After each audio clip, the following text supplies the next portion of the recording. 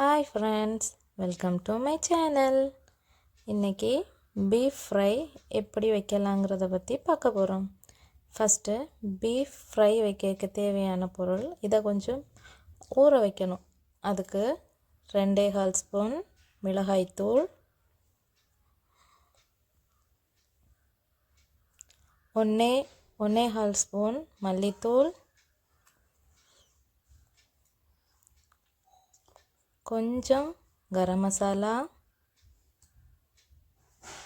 அப்புறம் கொஞ்சம் மஞ்சள் தூள்,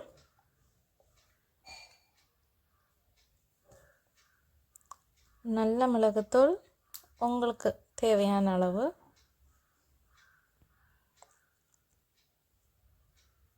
அப்புறம் மட்டன் மசாலா தேவையான அளவு போட்டுக்கோங்க. இஞ்சி பூண்டு பேஸ்ட்டு, இது நம்ம கல்லில் வச்சு இடித்து கொஞ்சம் சதைச்சி உள்ள இஞ்சி பூண்டு பேஸ்ட்டு, தேவையான அளவு உப்பு போட்டு நல்லா மிக்ஸ் பண்ணிக்கோங்க. நல்லா மிக்ஸ் பண்ணிவிட்டு அதை ஒரு பாத்திரம் எடுத்து மூடி 30 நிமிஷம் இல்லைன்னா ஒரு 45 நிமிஷம் அப்படியே ஊற வச்சுக்கோங்க. நெக்ஸ்ட்டு ஒரு குக்கர் எடுத்து ஸ்டவ் ஆன் பண்ணி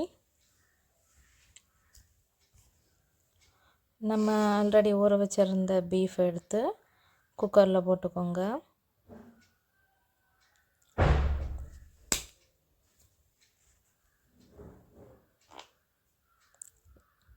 ஒரு 9 விசில் வரை வெயிட் பண்ணிக்கோங்க.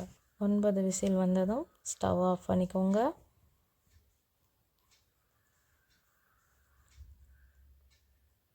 இப்போ ஓப்பன் பண்ணதும் இப்படி கொஞ்சம் தண்ணியாட்டு இருந்ததுன்னா அதை நல்லா தண்ணி இல்லாமல் ட்ரை பண்ணி எடுத்துக்கோங்க.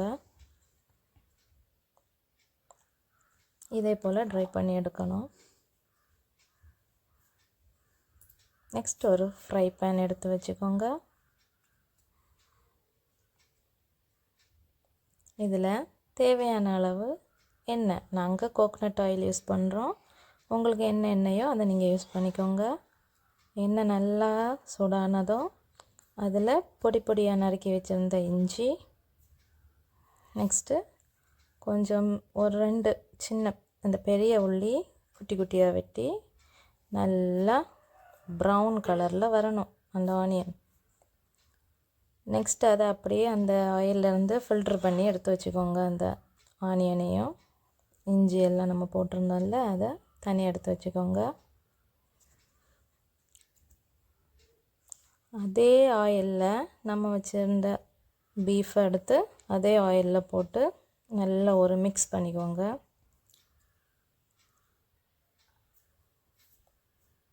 நல்லா மிக்ஸ் ஆனதும் நம்ம தனியாக எடுத்து வச்சுருந்த ஆனியன் தூக்கி அதுக்குள்ளே போட்டுக்கோங்க. நல்ல ஒரு மிக்சிங் கொடுத்தீங்கன்னா சூப்பரான பீஃப் ஃப்ரை ரெடி. இப்போ உங்களுக்கு தேவைன்னா கொஞ்சம் நல்ல மிளகுத்தூளும் தூவிக்கலாம். எப்படி ஃப்ரெண்ட்ஸ், நல்லா இருக்கா? சேனல் பிடிச்சிருந்தா சப்ஸ்கிரைப் பண்ணுங்கள், லைக் பண்ணுங்கள். நீங்களும் வீட்டில் செஞ்சு பார்த்து எப்படி இருக்குன்னு கமெண்ட் பண்ணுங்கள். தேங்க்யூ, பாய். அடுத்த ஒரு வீடியோவில் பார்க்கலாம்.